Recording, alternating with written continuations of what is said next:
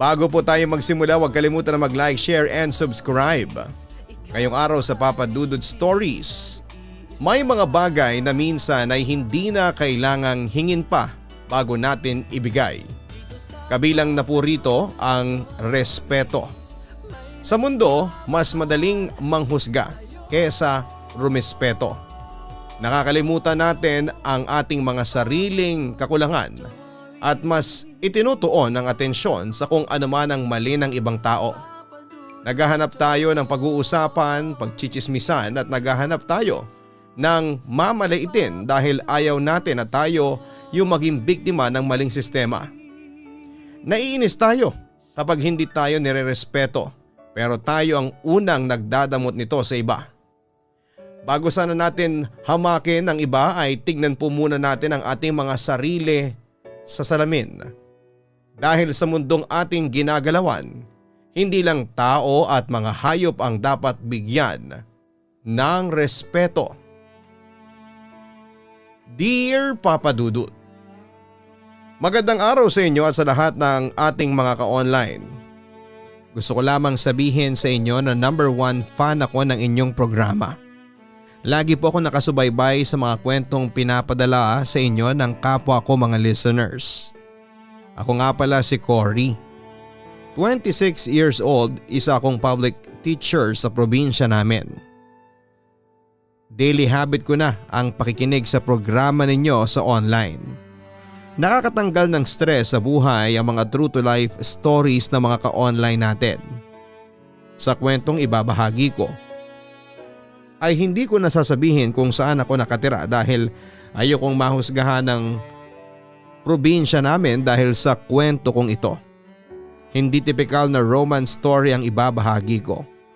Hindi rin hangad na matakot ang mga tagapakinig mo. Siguro sa halip na takot ay mas kailangan ko ang kanilang pangunawa. Papa Dudut, hindi naging madali para isulat sa akin ang kwento kong ito. Pero siguro ay kailangang marinig ninyo ang kwentong ito para na rin maging aware ang iba sa mga bagay na pwede palang mangyari sa mundo. Baka sakaling makarelate din sila sa pinagdadaanan ko. Nagsimula ito nang pumasa ako bilang isang guro. Nakapagtapos ako sa isang kilalang university sa Maynila. Kung tutuusin ay dapat ay alam ko na kung ano ang magiging plano ko sa buhay.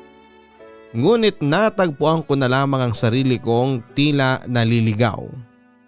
Target ko noon na makapasok sa top 10 ngunit hindi ako pinalad na mapabilang dito.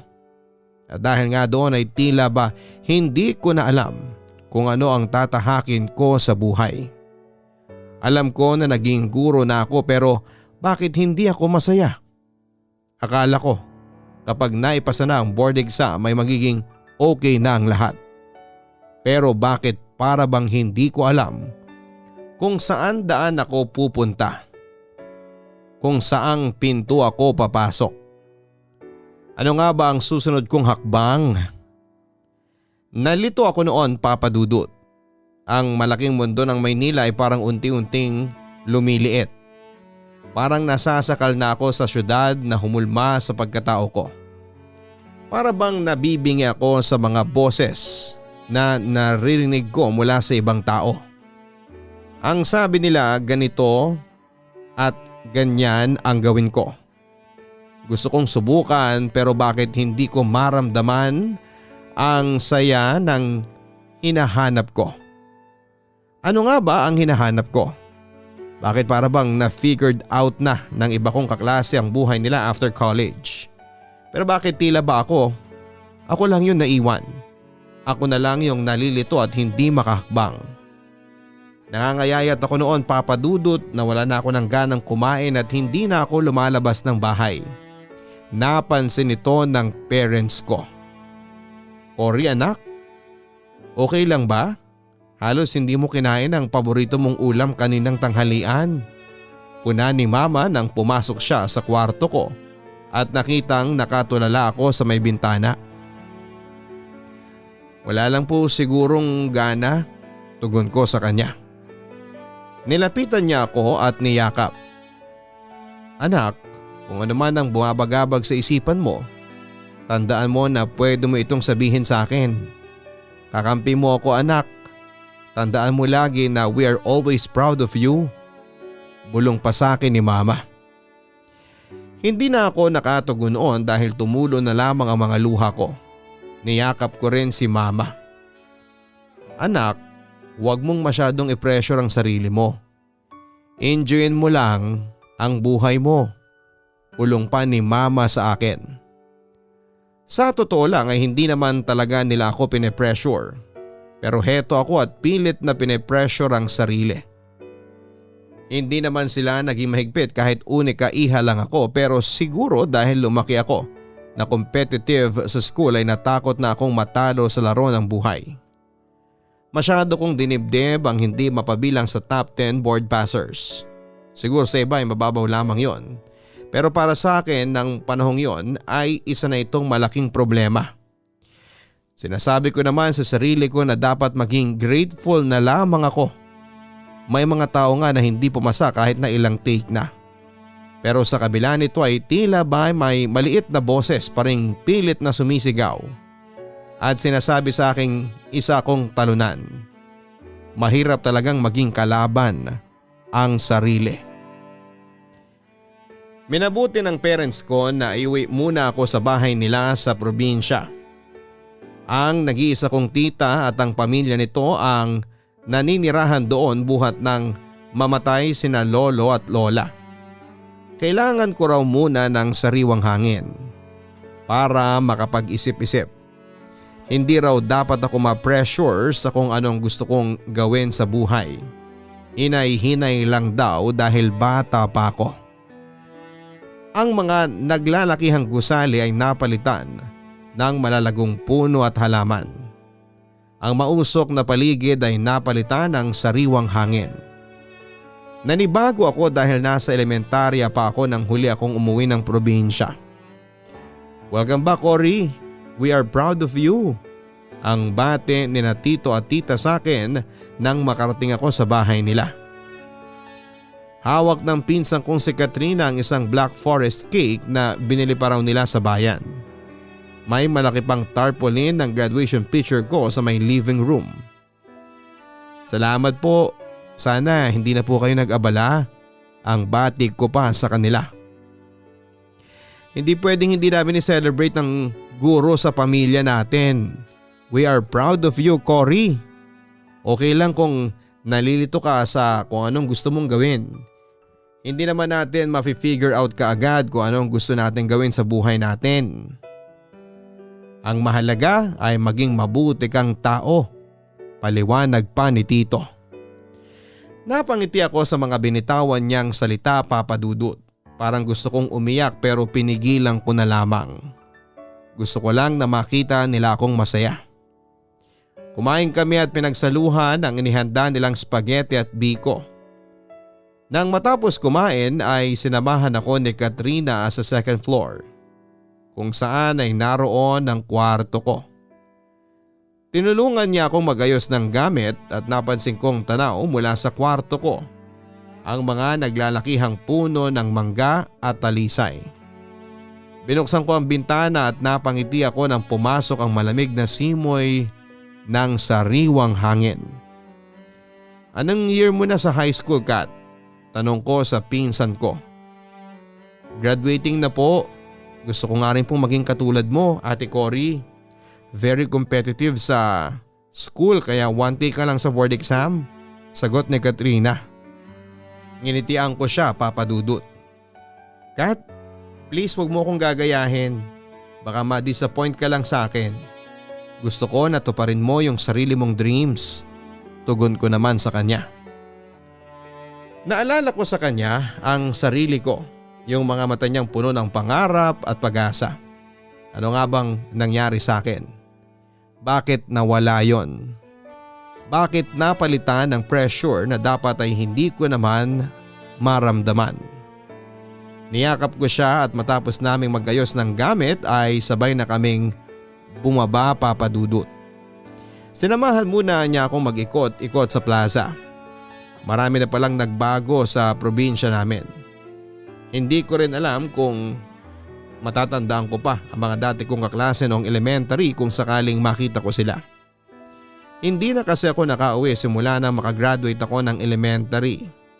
Minsan kasi sina tita na yung bumibisita sa amin sa Maynila kaya hindi na kami nakabalik pa dito. May mga tao at lugar na hindi ko nakilala. Pamilyar ang lugar pero parang estranghero ako sa mismong bayan kung saan ako lumaki.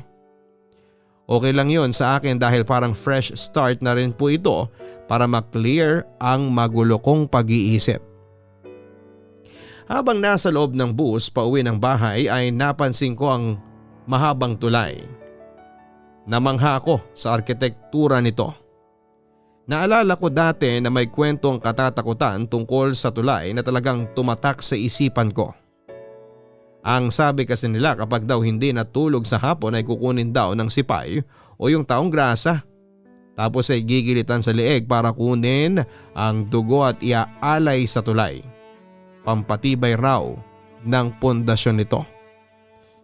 Katrina, alam mo ba yung kwento sa tulay na inaalay daw ng mga sipay yung dugo ng mga batang hindi natutulog tuwing hapon? Tanong ko sa pinsan ko habang nakasilip ako sa may bintana. Opo. Parang di naman totoo. Pero may kinuwento yung kaklase ko na kinuwento ng pinsan niya. Mas mukhang makatotohanan yun kumpara sa sipay stories. Gabi na raw noon tapos pinsan na lang niya at isang matandang babae ang lula ng bus. Nang dumaan daw sa tulay yung bus ay may biglang pumara. Boses babae raw. Nagulat yung driver kaya tumigil yung bus. Lalaki yung pinsan niya tapos hindi naman boses matanda yung nagsalita. Pagsisimula pa ni Katrina. Sino raw yung pumara? Tanong ko sa kanya. Heto na nga. Wala naman pong bumaba. Nagtaka yung pinsan niya at yung matanda dahil sila lang naman yung pasahero. Nasa may gitnang nakaupo yung pinsan niya tapos nasa likod ng driver yung matanda. Lumipat yung pinsan niya sa tabi ng matanda dahil natakot. In-inspection pa raw ng konduktor isa-isa yung mga upuan pero walang nakitang ibang sakay. Pinaandar ulit ng driver yung bus tapos ilang minuto lang ang lumipas nang biglang may pumara ulit. Mas malakas at malinaw na ang boses ng babae. Ngunit wala naman silang nakita. Natakot yung pinsan niya kasi parang nasa likod lang nila yung pumara. Hindi huminto yung driver pero sinabi ng matanda na itigil muna sa tabi at buksan yung mga pinto para makababa kung sino man yung nakisakay. Huminto nga sila tapos binuksan na yung pinto. Bigla raw gumaan ang pakaramdam nilang lahat matapos buksan yung pinto. Pinaandar na ulit ng driver yung bus at nakauwi naman yung pinsan niya sa bahay. Paliwanag pa ni Katrina. Nakakatakot naman yun. Kaninong kaluluwa kaya yun? Tanong ko kay Katrina. Hindi ko rin po alam eh. Ayoko po talagang inaabutan ng gabi kasi ayokong dumaraan sa tulay ng walang araw. Sabi nila, marami na rin daw po kasing nagpakamatay sa tulay kaya siguro ligaw na kaluluwa po yun. Sa ilalim din po ng tulay natatagpuan yung mga nalulunod sa kabilang barangay. Mahaba po kasi ang ilog dyan. Maraming nasasakupan. Paliwanag pa ng pinsan ko. Nakauwi kami sa bahay at parang namahay ako sa unang gabi sa probinsya. Hindi pa ako sanay sa mga huni ng kuliglig sa gabi. Malamig din ang simoy ng hangin sa kwarto ko dahil lagi itong nakabukas. Hindi uso ang aircon sa province namin dahil minsan ay hindi na kailangan. May electric fan pero hindi ko ginamit dahil sapat na ang sariwang hangin. Tinawagan ko ang mga magulang ko at nagpasalamat sa kanila. After ko mag-good night sa kanila ay humiga na ako sa kama at natulog na. Simple at payak lang ang pamumuhay namin sa probinsya. May palaisdaan at sakahan sina tito at tita kaya sumasama ako sa kanila para makitulong. Paglipas ng araw ay tila ba nag-i-enjoy na ako sa probinsya. Sinamahan din ako ni Katrina sa ilog kung saan sila naliligo ng mga kaklase niya kapag may libreng oras. Ang ilog ding yon ang bumabahay sa ilalim ng tulay na dinaanan namin noong isang araw.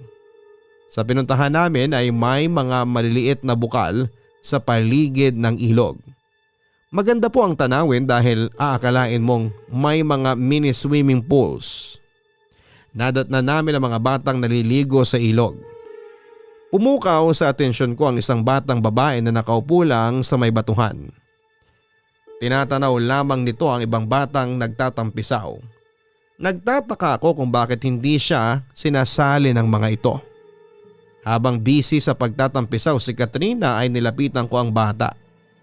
Kayumanggi ang balat nito at nakasuot ng itim na bestida.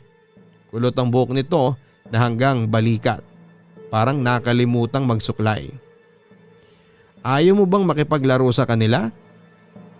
Usisa ko sa kanya. Minsan kasi talaga ay likas ang pagiging pakialamera ko sa mga nakapaligid sa akin. Nakatungo lang ang bata at hindi niya magawang tingnan ako sa mata. Hindi nila ako sinasali. Hindi raw ako katulad nila. Bulong niya. Kumunot ang noo ko sa sinabi niya. Nagtaka ako dahil hindi ko naiintindihan yung sinasabi niya. Ate Cory, hindi ka ba maliligo? Tanong sa akin ni Katrina. Nilingon ko si Katrina. Sige mamaya na lang. Enjoy ka lang dyan. Tugon ko sa kanya. Nilingon ko ulit ang bata ngunit nawala na siya sa pwesto niya. Kinilabutan ako kasi nagpalingalinga pa ako sa paligid pero hindi ko na siya makita pa. Nilapitan ko si Katrina. Kat, nakita mo ba yung batang kausap ko kanina? Yung nakaupo sa may batuhan? Tanong ko sa kanya. Opo. Ang bilis nga po tumakbo nang kausapin mo ko eh. Bakit po? Tanong niya sa akin. Wala naman. Sige, ligo na tayo. Ay ako pa sa kanya. Parang nabunutan ako ng tinik nang malamang hindi naman pala ako namamalikmata sa kinakausap ko kanina. Matapos maligo sa ilog ay nadaanan namin ang dati kong school noong elementarya. Ang nostalgic ng feeling. Parang naisip ko na subukan ko kaya munang maging guro sa paaralan kung saan ako unang nangarap. Napangiti ako at naisip ko at hindi ko na yon nakalimutan hanggang sa makauwi ako. Umuwi ang parents ko sa probinsya para i-celebrate ang Pasko at Bagong Taon.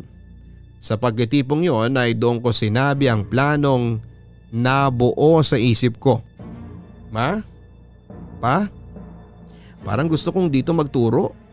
Paalam ko sa kanila matapos naming salubungin ang Bagong Taon. Nasa hapagkainan kami noon at sabay-sabay na kumakain. Wow! I'm proud of you anak. Unti-unti nang bumabalik yung drive mo sa pangarap mo. Bati ng nanay ko at niyakap niya ako. Sa totoo lang ma, hindi pa. Pero gusto ko po rito magsimula. Naisip ko na simulan ko kung saan ako unang nag-aral. Baka sakali na mas mahanap ko yung sarili ko doon. Paliwanag ko sa kanya. Tamang-tama, kumare ko yung bagong principal sa school na yon. Pwede kitang i-recommend sa kanya. Ang sabi pa ng tita ko. Napangiti ako sa suportang natanggap ko mula sa pamilya ko. Bagong taon, bagong trabaho, bagong hamon. Unti-unti ay nagiging handa na akong harapin ang mundo. Kinabukasan ay binalikan namin yung elementary school. Parang bumalik lahat ng masasayang alaala ko nung elementary pa lamang ako. Naalala ko yung mga panahon kung bakit ko nga ba ginustong maging guro. Pinuntahan namin yung maliit na stage at naalala ko na nung kinder pa lamang ako ay sinasabi ko sa entabladong yon na when I grow up I want to be a teacher. Lumipas sa mga araw at inasikaso ko lahat ng kailangang papers para sa susunod na pasukan ay makasama na ako bilang bagong guro. Naramdaman ko ulit yung excitement at kaba lalo na noong final interview ko with the principal. Maaga akong bumisita sa principal's office ng araw na yon. Napansin kong nakalak pa yung pinto pero nang silipin ko yung bintana ay may nakita akong matandang lalaki na naka-uniform. Nakaupo ito at nagsusulat sa mesa. Good morning po. Bati ko mula sa labas. Nagtataka kasi ako dahil nasa loob naman siya pero bakit nakalak yung pinto? Sa pagkakatanda ko ay siya yung principal namin nung elementary pa lamang ako. Mas tumanda nga lang ang itsura. Medyo nagtataka pa ako dahil sabi ni tita ay bago na ang principal. Hindi ako pinansin ng principal kaya naghintay na lamang ako at umupo sa upuang nasa labas ng pinto. Sinulyapan ko pa ang relo ko at napansin kong maaga ako ng 15 minutes kaya siguro hindi ako pinansin. Matapos ang ilang minuto ay may dumating na isa pang lalaking guro. Tansya ko ay nasa late 40s na ito. May salamin at medyo may kalakihan ng tiyan. "Good morning po." Bati ko nang tumapat siya sa pinto ng principal's office. "Good morning. Ikaw ba si Miss Cory?" Tanong niya sa akin. "Yes po sir." Magiliw kong tugon sa kanya. "I am Mr. Aaron Pastor, ang school principal." Pagpapakilala pa niya. Nagtaka ako sa mga sinabi niya dahil nakita ko pa kanina sa loob yung dati kong principal. Nakita kong kinuha niya yung susi ng pinto sa bulsa niya at binuksan ito. Nagtaka pa siya dahil bukas daw ang ilaw. Kasunod niya akong pumasok at nilingalinga ko ang paligid. Wala na roon yung dati kong principal. Nagtaka ako at pilit na naghahanap ng explanation sa mga nakita ko, Papa Dudut. Naisip ko na baka may iba pang exit sa kwartong yon. Nakita ko ang isa pang kwarto pero may sign na comfort room yon. Wala nang ibang pwedeng labasan yung lalaki maliban sa main door. Inikot ko ang tingin sa buong kwarto at nakita ang picture ng dati kong principal na nakasabit sa may dingding.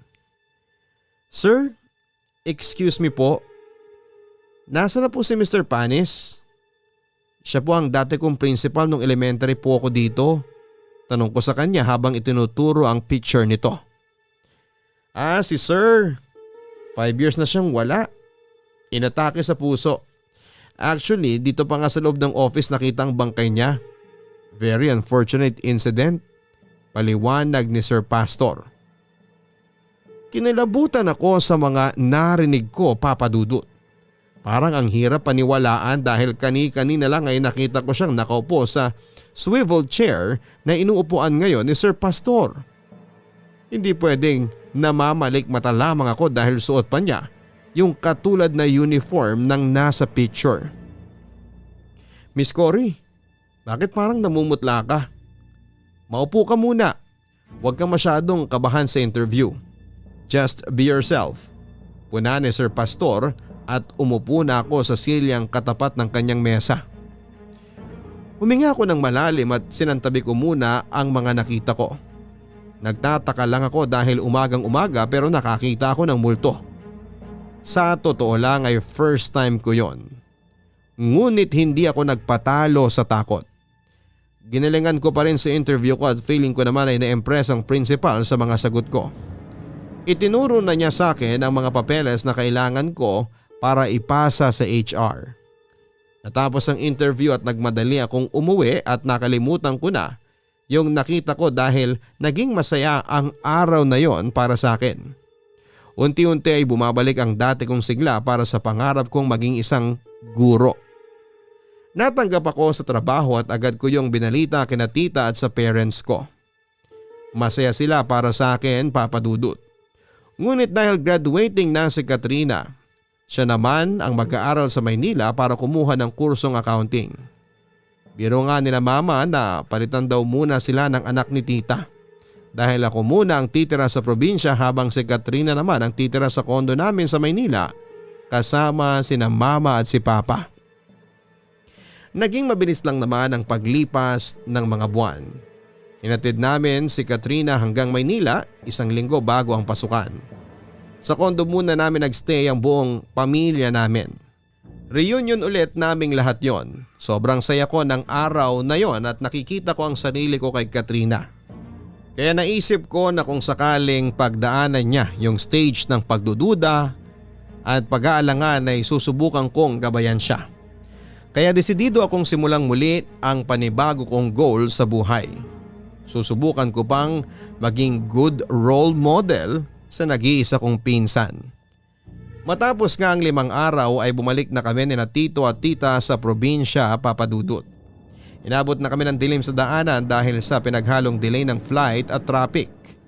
Nalimpungatan ako sa bus dahil may narinig akong pumara sa loob. Huminto ang bus at nagpalinga-linga ako.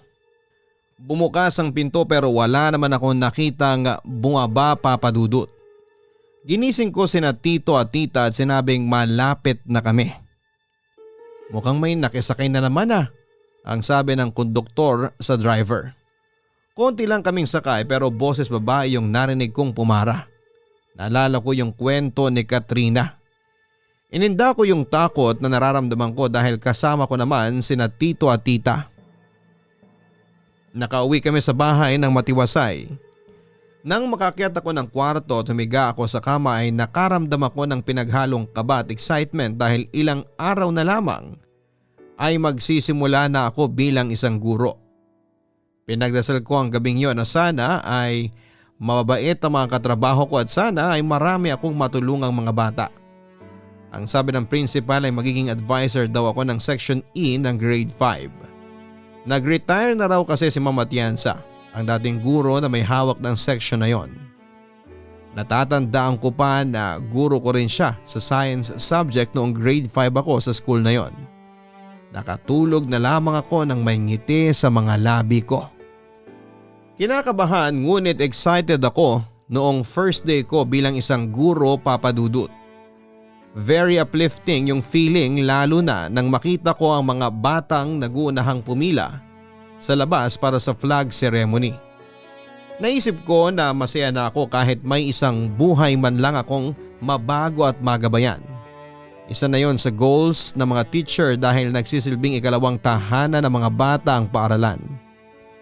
Naglakad-lakad ako papunta sa section ko nang biglang may tumawag sa pangalan ko. Cory? Napalingon ako sa tumawag ng pangalan ko at nakita ko ang isang matangkad na lalaki. Nakangiti ito at naka-uniforme rin bilang isang guro. Pero si Val? Tanong ko sa kanya at mas lalong lumaki ang ngiti niya sa kanyang mga labi. Tanda mo pa ang buong pangalan . Akala ko nakakalimutan mo na ako. Totoo pa lang balitang umuwi ka na. Akala ko hindi mo na ako matatandaan. Tugon niya sa akin. Actually muntik na . Nung elementary tayo mas malit ka pa sa akin. Tapos ngayon mas matangkad ka na sa akin. Nakatingala na ako . Partida may high heels pa ako nito. Tugon ko sa kanya. Ang tagal na nating hindi nagkita, kumusta ka na? Tanong niya sa akin at napansin kong nangungusap ang mga mata niya habang nakatitig sa akin. Eto, bumalik ulit dito. Gusto kong magturo sa school natin kung saan ako unang nangarap bilang teacher. Ikaw, kumusta ka na? Tanong ko rin sa kanya. New hire din ako katulad mo. Parehas pala tayo ng motto. Ganyan din kasi ang reason ko kung bakit dito ako nag-apply. Ang coincidence lang na dalawa yung bakanting slot tapos tayo pa yung alumni na nakakuha. Paliwanag niya. Ang swerte natin, tugon ko sa kanya. Sabay na tayong umuwi mamaya ha? Yun ay kung walang susundo sa'yo. Tanong niya sa akin. O sige ba, tugon ko. Sabay na kaming naglakad sa pila. Ang section na tuturuan niya ay ang Section A ng grade 6. Natuwa ako dahil may kakilala na ako sa paaralan. Si Percival o si Percy ay kaklase ko nung elementary. Siya yung palaging escort sa school dahil bata pa lamang ay meron ang angking kagwapuhan.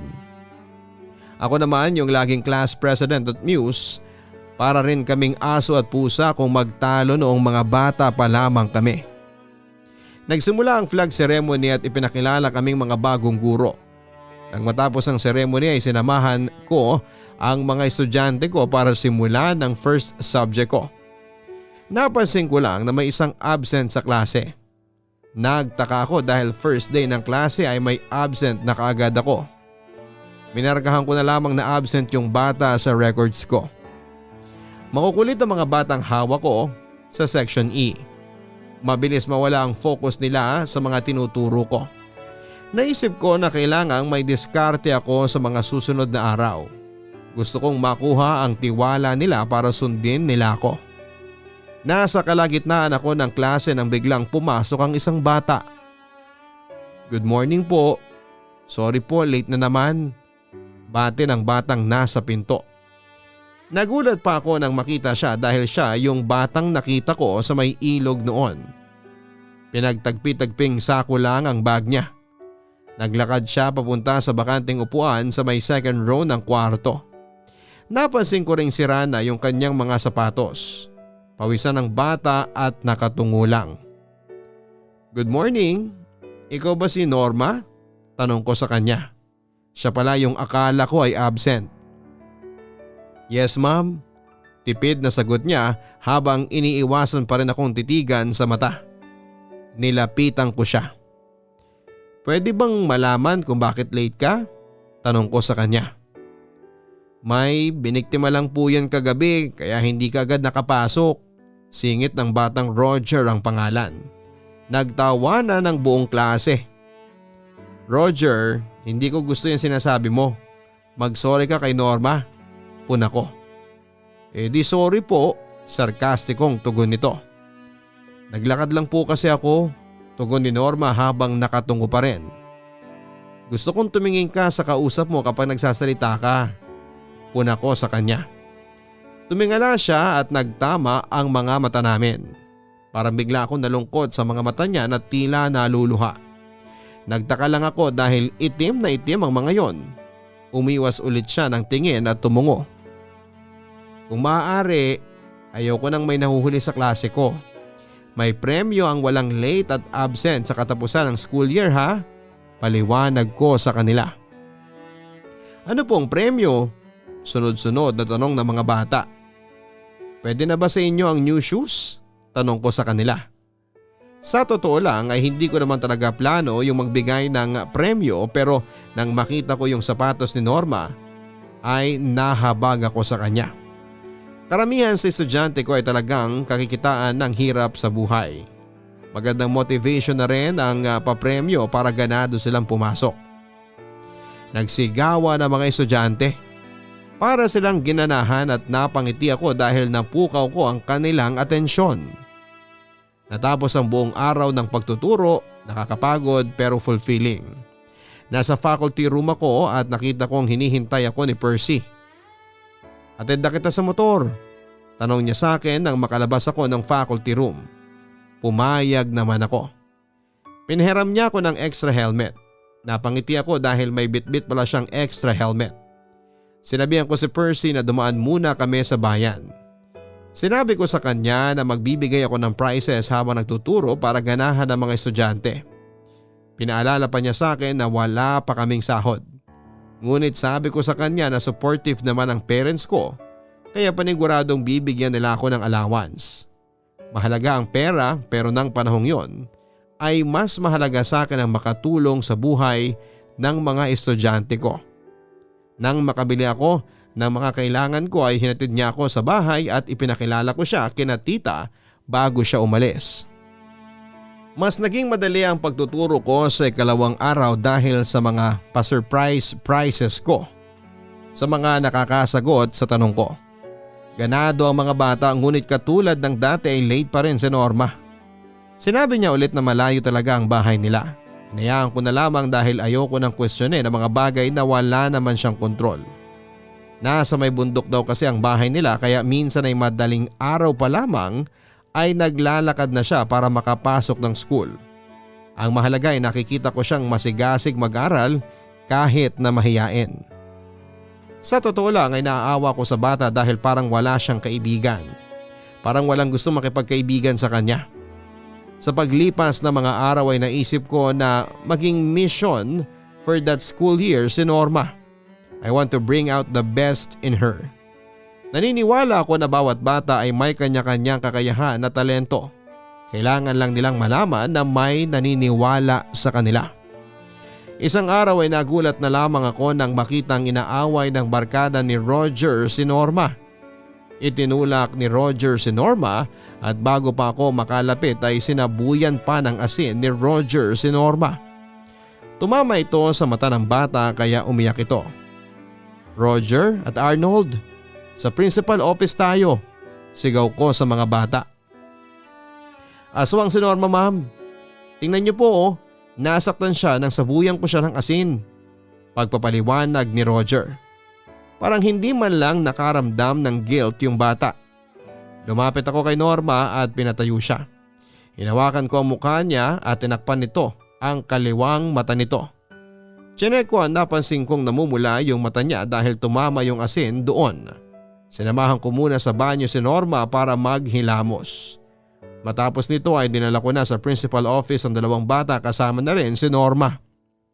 Ano na namang ginawa mo Roger? Dinamay mo pa si Arnold? Tanong ni Principal Pastor.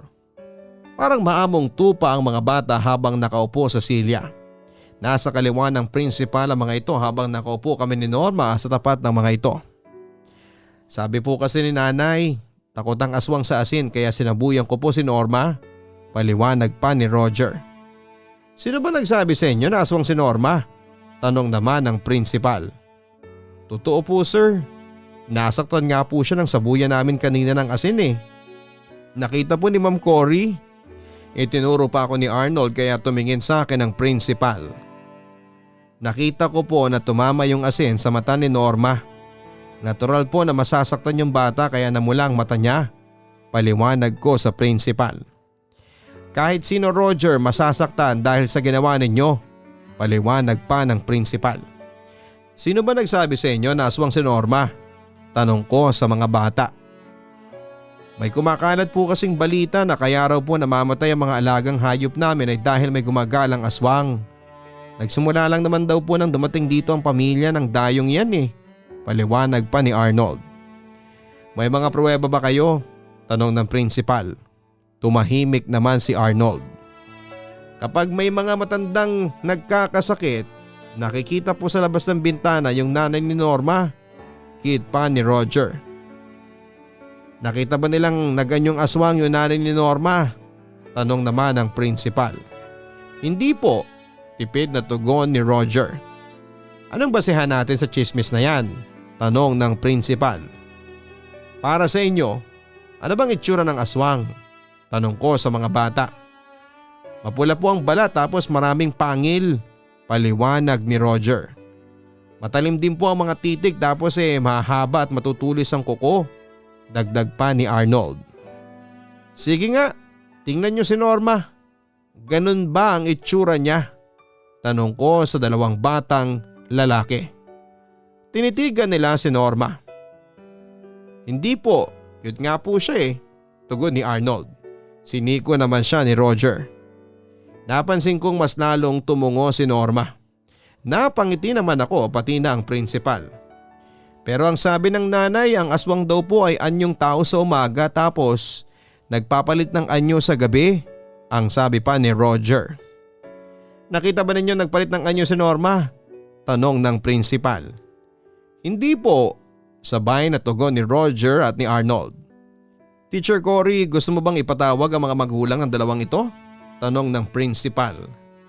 Nahihintakutan ang dalawang bata at biglang nakiusap na huwag na raw gawin yon dahil papaluin daw sila ng kani-kanilang mga magulang.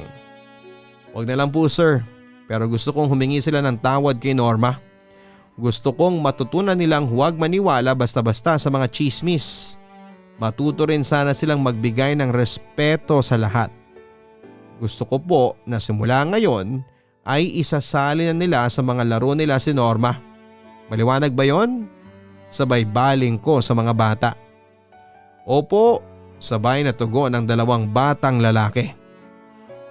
Magsorry na kayo kay Norma, ang sabi pa ng principal. Sorry na Norma, sabay na tugon ni Roger at ni Arnold. Natapos ang usapan namin sa principal's room.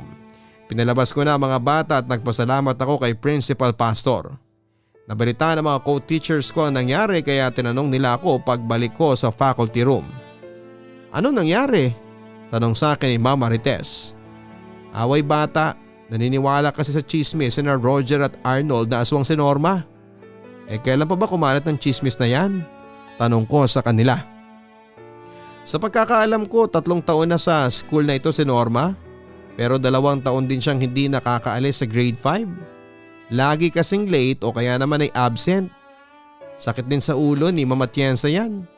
Pero nang magturo ako sa math sa kanila last year ay mukha namang may potential yung bata. Nabalita lang na aswang yan kasi nga nasa bundok nakatira. Tapos nakikita yung nanay na bumababa ng bundok kapag may matandang malapit nang mamatay.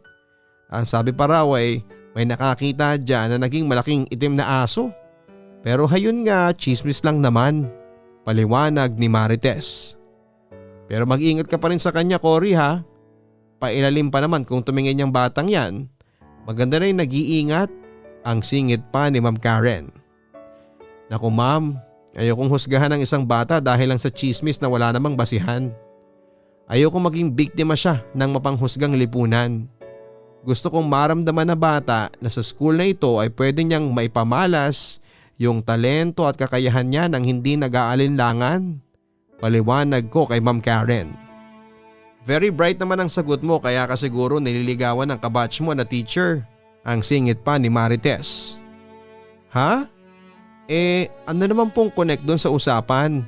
Natatawang tanong ko sa kanila. Lagi kasi kayong nakikitang magkasabay sa motor. Sa bagay na bagay kayong dalawa, puna ni Ma'am Karen. Inasar pa ako ng ilang guro at natahimik na lamang sila nang dumating si Percy. Nagaya na itong umuwi kaya sumabay na ulit ako sa kanya. Nakakatuwa naman yung ginagawa mo kanina. Nabalitaan ko sa ibang nating co-teachers ang wika ni Percy nang makababa ako sa motor. Nasa tapat na kami ng bahay ni tita. Wala yun. Habang bata pa dapat maturuan sila na hindi tamang nanghuhusgan na lang ng ibang tao. Pagpapaliwanag ko. Nakita ko na nga na nakikipaglaro na sina Roger at Arnold kay Norma kanina. Ang sabi pa ni Percy. Mabuti naman kung ganun. O sige ha, pasok na ako. Salamat ulit. Ingat ka pa uwi. Paalam ko sa kanya. Pwede bang makuha ang number mo? Para may text kita kung may update sa school. Tanong niya. O sige. Tugon ko at ibinigay ko naman ang numero ko at nagpaalam ako at umalis na siya. Lumipas ang mga buwan at mas lalo akong nag-enjoy sa klase ko. Bawat bata ay may kanya-kanyang angking kakulitan. Napansin ko rin ang pagbabago ni Norma at ng pakikitungo ng mga estudyante sa kanya. Napansin din ng iba na very supportive daw ako sa bata. Lumalabas na favorite ko na raw dahil minsan late akong umuwi para turuan si Norma sa hindi niya maintindihan sa subject ko. Ipinapaliwanag ko na lang sa kanila na kailangan ko siyang tutukan dahil ayokong umulit na naman siya ng taon sa grade 5. Nagkaroon kami ng activity sa room na kinakailangan kumanta ng mga bata. Nagulat na lamang ako ng may angking talento sa pag-awit pala itong si Norma. Kaya minotivate ko ang bata na sumali sa darating na Foundation Day. Tumanggi pa siya noong una pero umuo rin nang dahil sa kakapilit ko sa kanya. Naging busy ang buong school sa Foundation Day kaya kanya-kanyang practice kada tapos ng klase ang mga bata. Sinisiguro namin mga teachers na hindi sila aabutin ng gabi. Katulong din namin ang ibang parents sa pag-aayos ng magiging costume ng mga bata at sa pag-aayos ng decorations. 2 araw bago ang Foundation Day ay lumapit sa akin si Norma. Nagwo-worry siya dahil wala pa siyang costume na isusuot sa singing contest. Matapos ang klase inaya ko si Norma sa bahay para makahanap kami ng kakasya na damit para sa kanya. Walang tao sa bahay noon dahil nasa bayan sina tito at tita. Nagpaalam ako sa kanila na may estudyante akong hahanapan ng costume. Sinabi ni na tita na may mga pinaglumaang damit naman si Katrina kaya wag na raw akong bumili pa. Nag-tricycle kami ni Norma papunta sa bahay at sinabi ko sa kanya na may mga pinagliitan na gown ng pinsan ko. Dumating kami sa bahay at dire-diretso akong pumasok sa pinto. Nagtaka ako dahil naiwan siya sa labas na nakatungo lang. Anong ginagawa mo dyan? Tanong ko sa kanya. Sabi po ni inay bawal daw pong pumasok ng bahay kapag hindi pa ako sinasabihang pumasok. Sagot niya habang nakatungo. Ganun ba? Oo siya, pasok na ikaw sa bahay. Sagot ko. Inabad niya ang luma niyang sapatos at saka dahan-dahang hinakbang ang mga paa niya papasok ng pinto. Inaya ko siya sa second floor kung saan ay naroon ang mga damit ni Katrina. Tuwang-tuwa si Norma nang makita ang mga damit ni Katrina. Pinagsukat ko siya ng mga damit at naaliw siya dahil kasya sa kanya mga lumang dress ng pinsan ko. Napili niya ang isang puting dress. Sinuklayan ko siya at nilagyan ng kaunting makeup bago ko siya pinaharap sa salamin. "Maganda ka Norma, ngumiti ka palagi ha," ang sabi ko sa kanya. Parang naluha siya nang marinig niya yon. "Salamat po ma'am, ngayon ko lang po talaga naramdaman yung ganito. Salamat po sa pagbibigay ng halaga sa akin kahit na hindi naman po ninyo ako kaano-ano," tugon niya sa akin. Pinigilan ko ang mga luhang gustong kumawala sa mga mata ko. Nang mga panahong yon ay parang si Norma ang naging sagot sa mga tanong sa isip ko. Si Norma at ang mga batang matutulungan ko pa ang dahilan kung bakit gusto kong maging guro.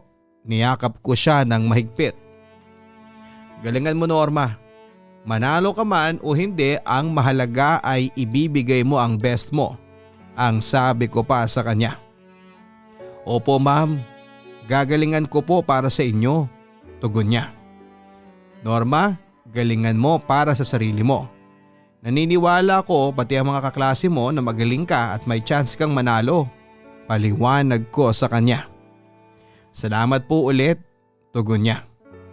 "Pupunta ba ang mga magulang mo para makita ang performance mo?" tanong ko sa kanya. "Abala po sila sa pangangahoy kaya hindi ko na po sila aabalahin. Ang isang araw po na hindi nila pagkatrabaho ay parang katumbas na rin po ng hindi namin pagkain sa isang araw. Naiintindihan ko naman po yun. Ang mahalaga ay naroon ka po ma'am," tugon ni Norma. Matured na mag-isip para sa kanyang edad si Norma Papadudut. Siguro nga ay kinakailangan niya dahil na rin sa hirap ng buhay. Lalo kong naisip na mas maging thankful sa kung ano man ang meron ako dahil may mga taong salat kahit sa mga pangunahing pangangailangan para mabuhay. "Kapag nanalo ka sa contest, ibibili kita ng sapatos na pamasok ha.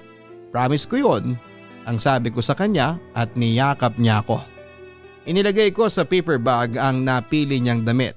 Kumuha rin ako ng pinaglumaang puting sandals ni Katrina at ibinigay kay Norma. Sabay na kaming buwaba ng kwarto at ipaghahanda ko pa sana ng merienda si Norma ngunit tumanggi na siya. Gusto na rin niyang umuwi dahil baka abutin siya ng dilim sa daanan. Sinabi ko sa kanya na ihahatid ko na lamang siya ngunit tinutulan niya ito. Hindi raw pumapasok ang tricycle sa bahaging yon ng bundok. Nag-aalala ako sa kanya dahil ayoko naman siyang maglakad pa uwi.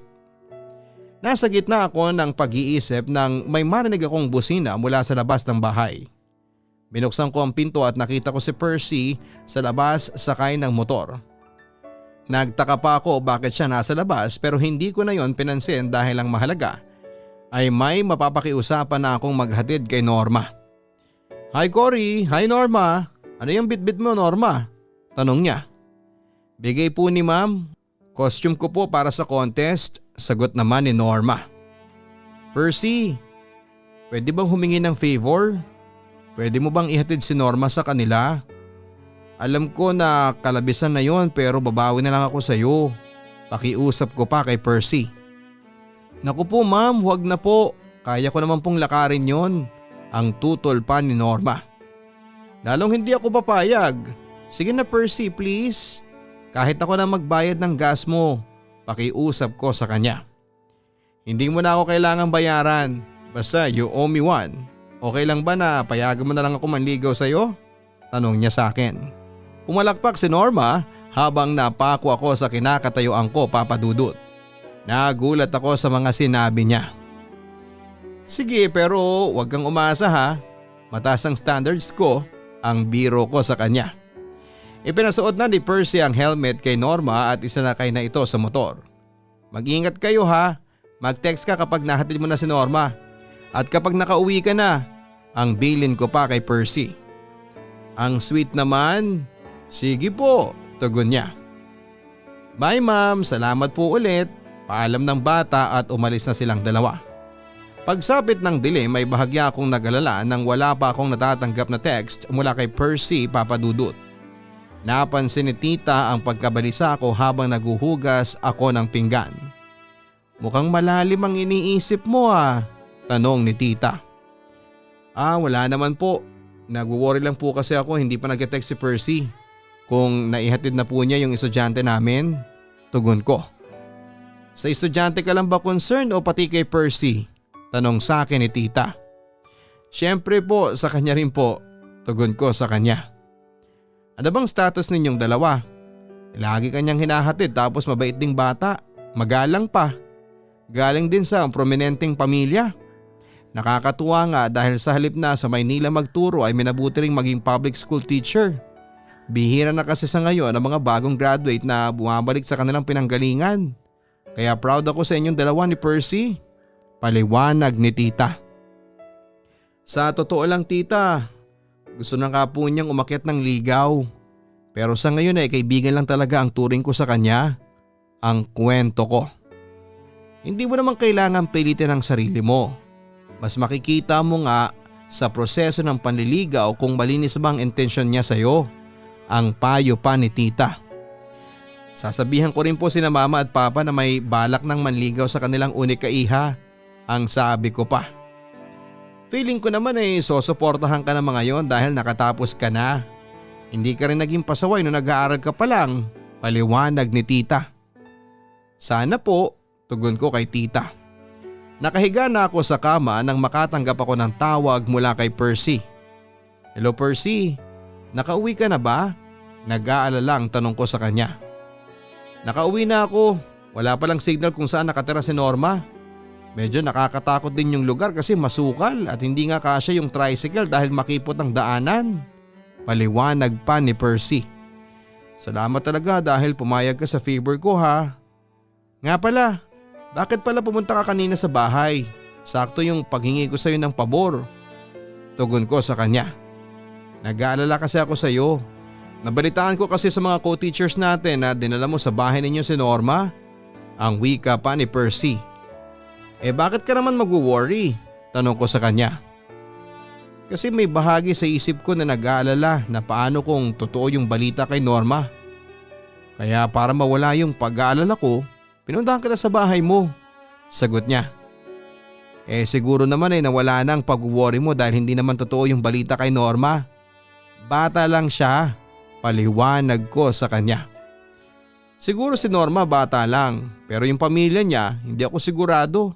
Seryosong tugon naman ni Percy. Paano mo nasabi? Tanong ko sa kanya. Palubog na kasi ang araw nang maihatid ko si Norma. Natakot ako sa maliit na community nila sa bundok. Lahat sila ang sama ng tingin sa akin. Nang buksan ko ang headlights ng motor ko, tumama yung ilaw nito sa mata ng isang kapitbahay nilang nakatingin sa akin. Hindi man lang nasilaw. Akma sana itong lalapit pero pinigilan ni Norma at sinabing guro niya ako. Hindi ko alam kung may gagawin siya dapat sa akin pero kinabahan talaga ako ng mga oras na yon. Napatitig ako sa refleksyon ko sa mata niya at nakita kong baliktad yun. Doon na ako nagmamadaling magmotor. Buong biyahe feeling ko may nakasunod na malaking ibon kaya nagpalagay ako sa parents ko ng bawang at asin sa labas ng pinto ng bintana. Paglalahad pa niya sa akin. Baka naman ibon lang yun pero masaya ako na ligtas kang nakauwi. Baka hindi lang sanay sa outsiders ang komunidad nila roon. Paliwanag ko pa. Ang sabi nila baliktad daw ang refleksyon ng tao sa mata ng isang aswang. Dagdag pa ni Percy. Madilim na kaya baka namamalikmata ka lang. Giit ko sa kanya. May iba tayo. Seryoso ko sa sinabi ko kanina ha. Ang wika pa ni Percy.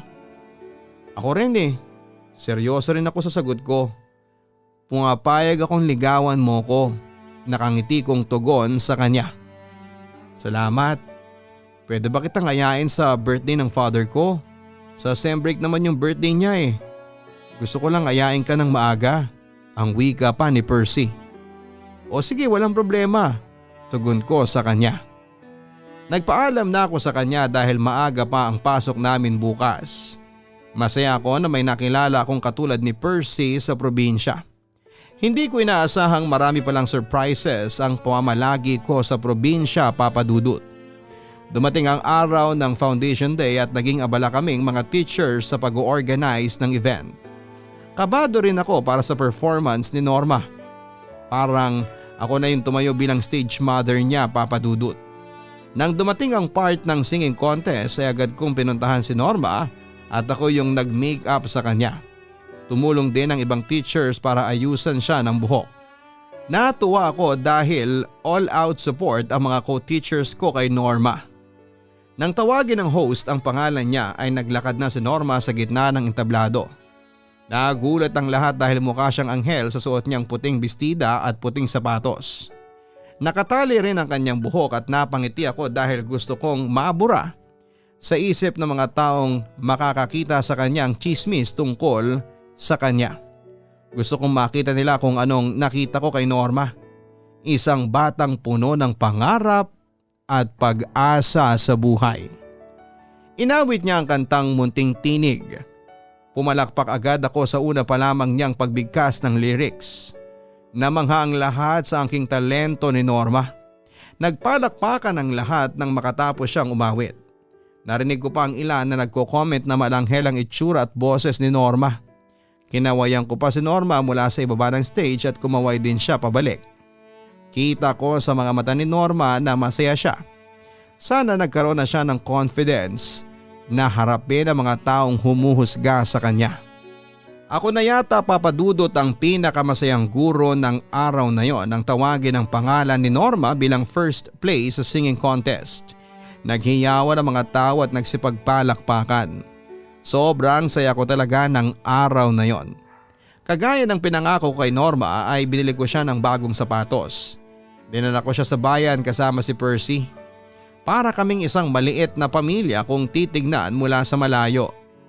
Sinabi sa akin ni Norma na pagkatapos na lang daw ng sem break niya ito isusuot para hindi ka agad maluma.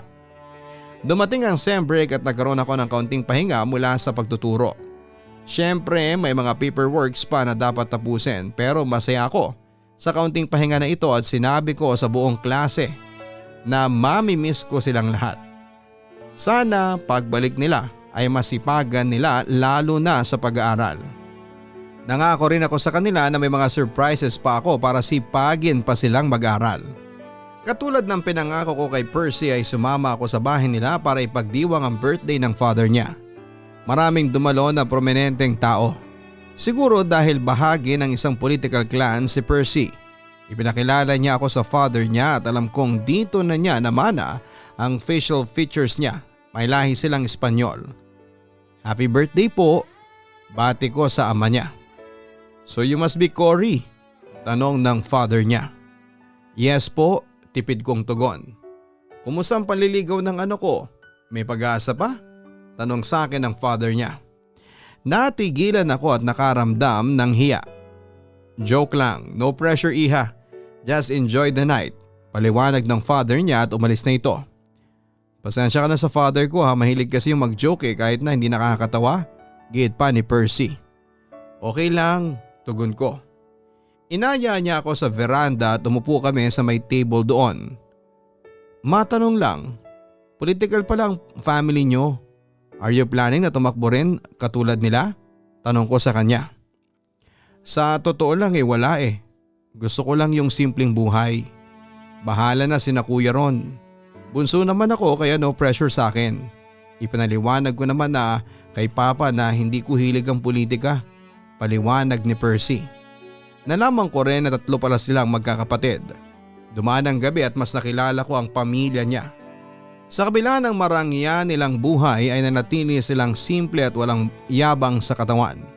Umanga ako sa kanya, nang lumalim na ang gabi ay hinatid ako ni Percy sa bahay. Sinabi ko sa kanya na siya naman ang iimbitahan ko para sa isang hapunan sa mga susunod na araw. Pumayag siya bago siya umalis. Nang gabing yun ay nagkaroon ako ng kakatuwang panaginip. Nasa loob daw ako ng isang bus. Dapit hapon sa labas ng bintana ay kitang-kita ko ang magandang kulay na ipinentas ng langit habang lumulubog ang araw. Pinaghalong pula at kahel ang kulay na yon. Walang ibang lula ng bus maliban sa akin at kay Norma. Hi ma'am, bati niya sa tabi ko. Ngumiti ako sa kanya. Sorry ma'am, hindi ko na masusuot yung binigay mong sapatos. Aniya habang nakatungo. Suot niya ang puting dress na sinuot niya sa singing contest. Bakit naman? Hindi ka na ba pinapapasok ng parents mo? Nangungulumihan ang tanong ko sa kanya. Para po, sigaw ni Norma sa halip na sagutin ang tanong ko. Tumigil ang bus at tumayo si Norma. Naglakad siya palayo sa akin at napansin kong yapak siya. Saka ko lang din napansin na basa siya. Tumutulo pa sa sahig yung tubig mula sa kanyang damit. Lumingon muli siya sa akin, Papa Dudut. Salamat ma'am. Hanggang dito na lang po ako. Sagot niya at buwaba siya sa bus. Nalimpungatan ako mula sa pagkakatulog, Papa Dudut. Tinignan ko ang orasan sa dingding ng kwarto ko. 4:00 pa lang ng umaga yon. Naisip ko na siguro ay miss ko na ang batang yon dahil matagal na kaming hindi nagkikita. Bumalik muli ako sa pagtulog. Kinabukasan ay nagising na lamang ako sa tunog ng cellphone. Tinignan ko ito at nakitang si Percy ang tumatawag. 10:00 na ng umaga at umupo ako sa kama bago sinagot ang tawag nito. Hello? Good morning. Bati ko sa kabilang linya. Cory, huwag kang mabibigla sa mga sasabihin ko ha. Pero patay na si Norma. Tugon ni Percy. Natigilan ako sa aking narinig. Para bang hindi agad na-absorb ng utak ko yung mga sinabi niya. Anong ibig mong sabihin? Nangangatal na tanong ko sa kanya. Wala na si Norma. Nagkayayaan sila kahapon ng mga kaibigan niyang maligo sa ilog. Biglang lumakas ang agos at natangay si Norma. Nalunod yung bata eh. Kaninang umaga lang natagpuan ang katawan niya malapit sa tulay. Paliwanag pa ni Percy. Naalala ko ang aking panaginip. Umaguluhol na lamang ako at hindi na ako nakatugon sa mga sinabi ni Percy, Papa Dudut. Yun na yata ang pinakamasakit na araw sa buhay ko. Naalala ko ang mga ngiti ng bata. Nag-uumpisa na siyang mangarap ngunit tinangay lamang yon ng malaking agos. Nang hapong yon ay nagplano kami ni Percy na bumisita sa bahay ni Norma. Dumaan muna kami sa bayan para bumili ng kandila at mga bulaklak. Inaya namin ng ibang guro ngunit ayaw nila dahil natatakot daw sila. Ipagdarasal na lang daw nila ang kaluluwa ng bata. Ayaw ko naman silang pilitin. Paalala lang, pupunta tayo ron para makiramay. Huwag kang tatanggap o kakain ng kahit na anong pagkain na iaalok sa'yo. Paalala pa ni Percy bago namin tinahak ang daan papunta kina Norma. Mula sa sementadong daan ay naging malubak at maputik ang lupang aming dinaraanan. Naging mas marahan ang pagpapatakbo ni Percy ng motor. Minsan ay napapahawak ako sa malapad nitong balikat ngunit madalas ay niyayakap ko na lamang siya upang hindi ako malaglag sa kinakaupuan ko. Ang mga bahay na aming dinaanan ay naging mangilan-ngilan na lamang hanggang sa naging puno na lamang at mga halaman ang aming nakikita. Naging mas makipot ang daanan. Naalala ko ang sirang sapatos ni Norma at ang pawisan niyang itsura kapag pumapasok tuwing umaga. Malayo din ang nilalakad niya para makapasok lamang sa eskwelahan. 4:00 pa lamang ng hapon kaya panatag ang loob ko na hindi kami aabutin ng dilim. Ilang saglit pa ay natanaw ko na ang mga kubo. 3 kubo lang ang naroon at pare-pareho nangyari. Nakaangat sa lupa ang mga kubo at may 5 baitang na hagdan para makapasok sa pinto. Itinuro ni Percy na ang kubo sa gitna ay ang bahay ni Norma. Sa labas nito ay naroon ang isang kahong yari sa pinagtagpi-tagbing plywood. Laman ng kahong yon ang sadya namin. Kapag tinapik ka nila, tapikin mo rin pabalik ha. Huwag kang aalis nang hindi mo nagagawa yon. Tanda raw yun ng tipo kanila. Kapag hindi mo ginawa pabalik, baka kunin ka nila. Bilin ng kasambahay namin yon nang sabihin kong pupunta tayo dito. Ang bilin pa sa akin ni Percy. Buwaba ako sa motor at tinanggal ang suot na helmet. Pinagmasdan ko ang paligid at nakaramdam ako ng awa, bakas ang kahirapan sa kapaligiran. Parang hindi rin inabot ng kable ng kuryente ang bahaging yon ng bundok. Sa tingin mo pwede kayang tulungan ng pamilya mo ang malit na community na ito? Tanong ko kay Percy. Sinubukan ko nang ipagtanong yan, buhat nang ihatid ko si Norma. Informal settlers daw ang mga ito at dapat walang nakatira sa bahaging ito ng bundok. Pero hinahanapan naman daw ng malilipatan. Balitaan kita kapag may update tungkol dito. Paliwanag pa sa akin ni Percy. Napangiti ako sa mga sinabi niya. Likas na maawain at matulungin talaga ang lalaking ito. Tao po, tawag ni Percy at sinubukan itong lumapit sa may unang baitaang ng hagdanan. Nakasarado ang pinto at tahimik ang paligid. Inilagay ko sa ibabaw ng ataol ang dala kong bulaklak. Nakasarado ang ataol. Kinuha ko ang mga kandila sa dala kong paper bag. Akmang kakatok si Percy nang bigla kaming may marinig sa aming likuran. Sino kayo? Tanong ng isang matandang lalaki. Patpatin ito at kulay puti ang buhok na abot hanggang balikat. May bigote at balbas din ito na kulay puti. Nagulat kami dahil bigla na lang siyang sumulpot. Magandang hapon po. Ako po si Teacher Cory. Kasama ko po si Teacher Percy. Mga guro po kami ni Norma. Makikiramay po. Paliwanag ko sa lalaki.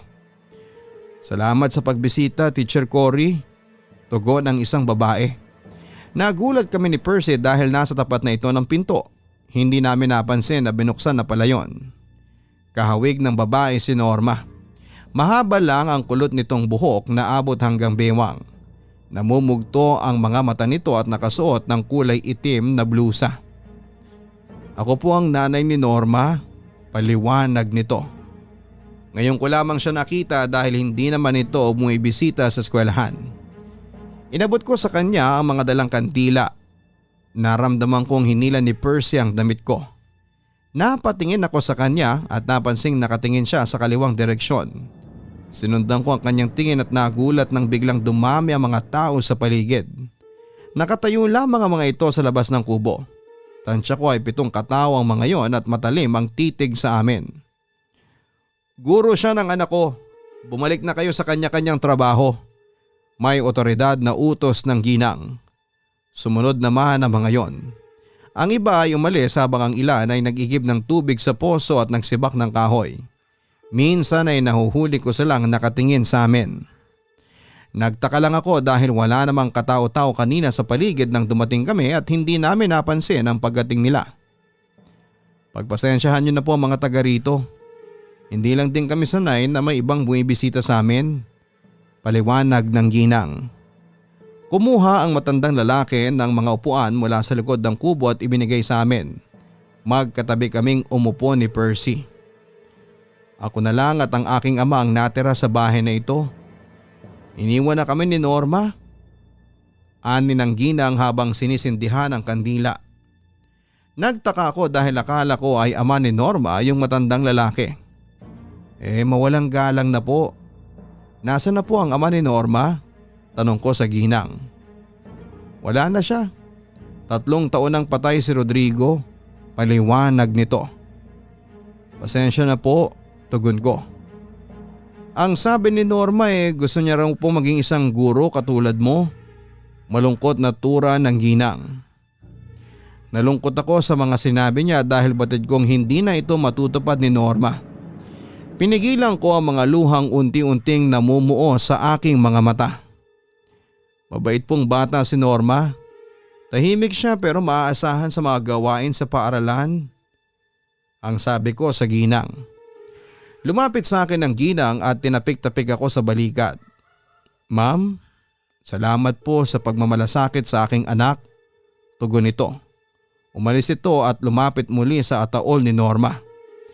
Nagulat ako sa ginawa ng ginang. Nakatinginan kami ni Percy at baka sa mukha nito ang pag-aalala. Minuwestra pa nito na tapiking ko rin sa balikat ang ginang ngunit hindi ko alam kung papaano. Tumayo ako sa upuan at lumapit sa ginang. Tinapik-tapik ko rin ang balikat nito. Condolence po, bulong ko. Gusto po ba ninyo ng makakain? Tanong sa akin ng ginang. Umiling-iling ako pero tumayo ito at pumasok ng kubo. Naiwan ako sa harapan ng ataol at umusal ako ng maikling panalangin. Hindi ko na napigilang mapaluha. Hindi ko akalaing hindi na pala kami magkikita ng favorite student ko. Thank you, Norma. Kahit sa maliit na panahong pinagsamahan natin, pinaremind mo sa akin ang dahilan kung bakit ako naging guro. Pangako na marami akong batang tutulungan. Ikaw ang naging sagot sa mga tanong ko. Naging malinaw sa akin ang lahat. Sana masaya ka na sa kabilang buhay. Doon ay wala na mga taong mapanghusga. Bulong ko habang nakatitig sa ataol. Bumalik ako sa upuan at niyakap ako ni Percy dahil hindi ko pa rin mapigilan ang pag-iyak. Nagulat kami nang biglang bumuhos ang ulan. Mabuti na lang at may silong sa bahay kung saan ay nakaburo lang bangkay ni Norma. Bumaba ng kubo ang nanay ni Norma dala ang isang plato. Kumain po muna kayo. Offer niya sa amin ang sinukmani. Nahihiya man ay tinanggihan namin ito ni Percy. Malakas ang ulan, baka gusto po ninyo magkape. Tanong ng ginang sa akin. Hindi na po, aalis na rin po kami. Tugon naman ni Percy. Pero mas lalong lumakas ang ulan. Nagulat kami dahil nababasa na rin kami kapag umiihip ang hangin. Ilang katao ay sumilong din sa kubo. Nakaramdam ako ng kaba dahil nakatitig ang ilan sa aming dalawa ni Percy. Madilim ang langit dahil sa pagbuhos ng ulan. Humina lamang ito ng kaunti ay tiyak na aalis na kami. Ngunit ilang minuto pang lumipas bago ito tumila. Nang ambo na ay nagpaalam na kami. Hindi ko rin gustong abutin ng dilim dahil sa walang poste ng kuryente sa daanan. Dito muna kayo magpalipas ng gabi. Ayon ng isang lalaki nagsisibak kanina ng kahoy. Oo nga, madulas ang daan, sang-ayon ng ilan. Huwag nyo nang guluhin ang isip ni Teacher Cory. Bisita ko siya kaya masusunod kung ano ang gusto niya. Suhestyon ng ginang. Nagpaalam na kami ngunit humaharang sa daan ang mga kapitbahay. Kanina ko pang sinasabi na bisita ko siya.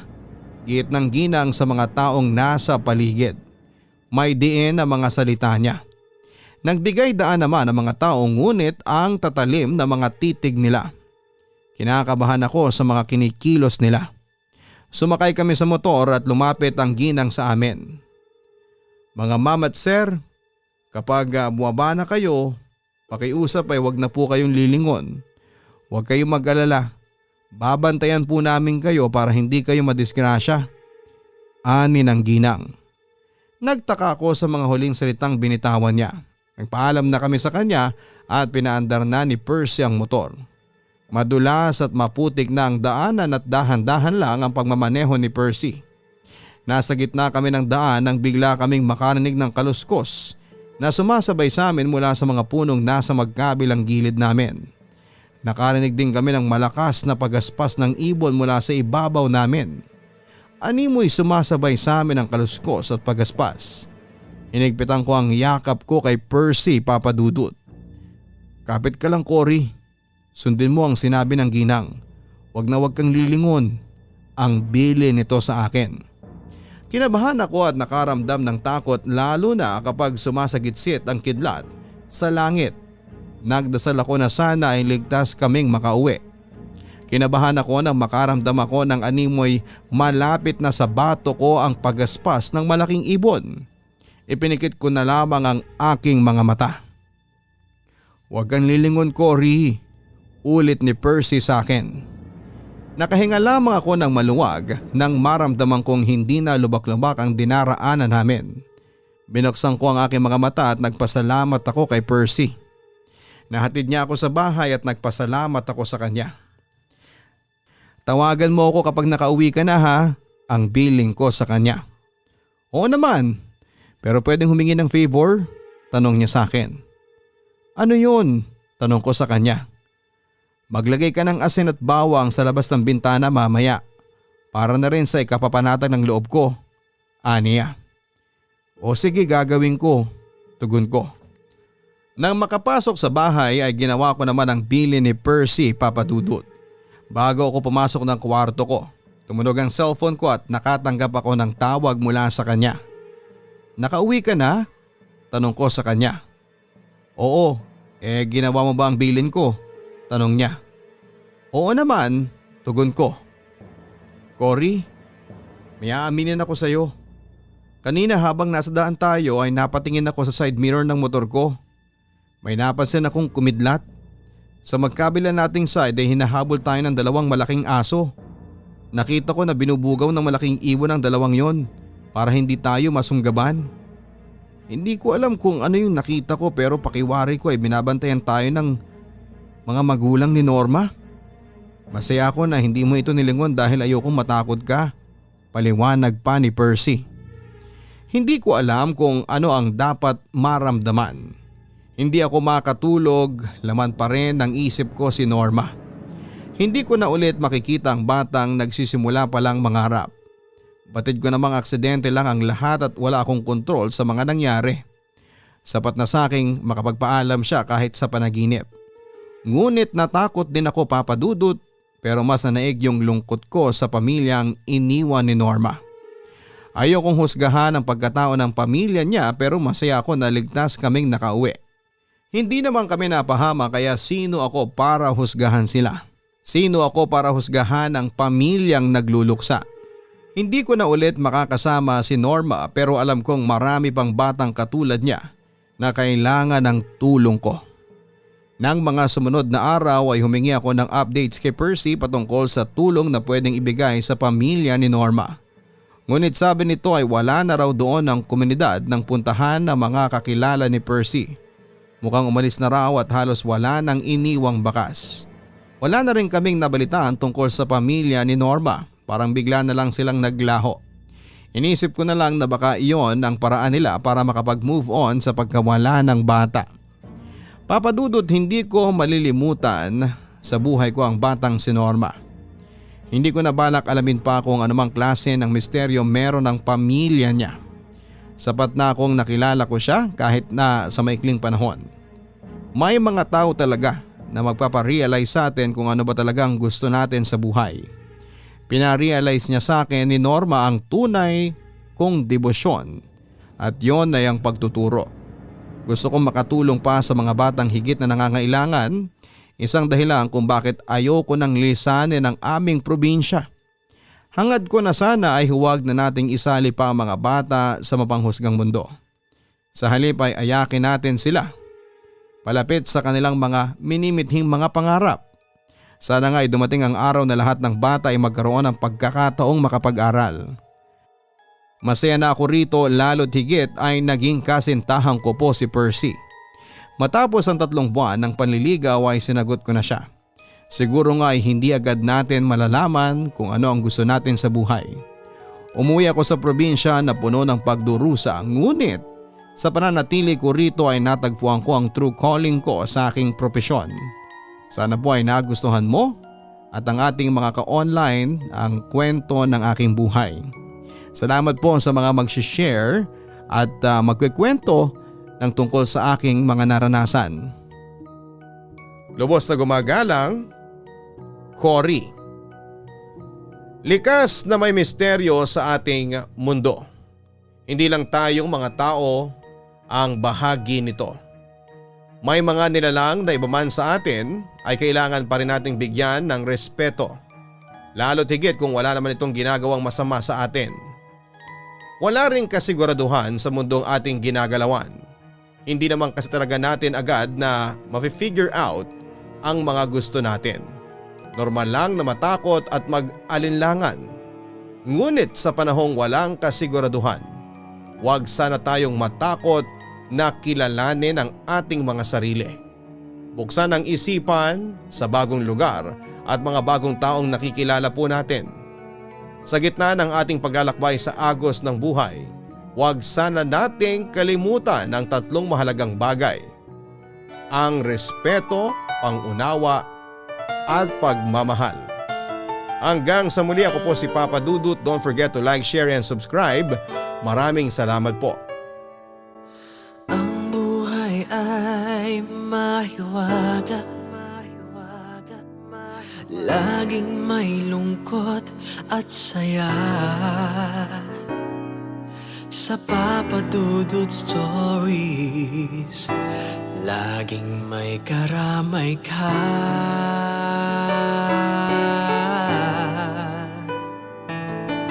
Mga bigat.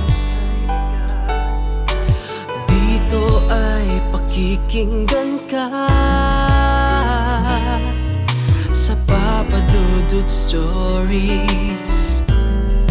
Kami ay iyong kasama. Dito sa Papa Dudut Stories, ikaw ay hindi nag-iisa.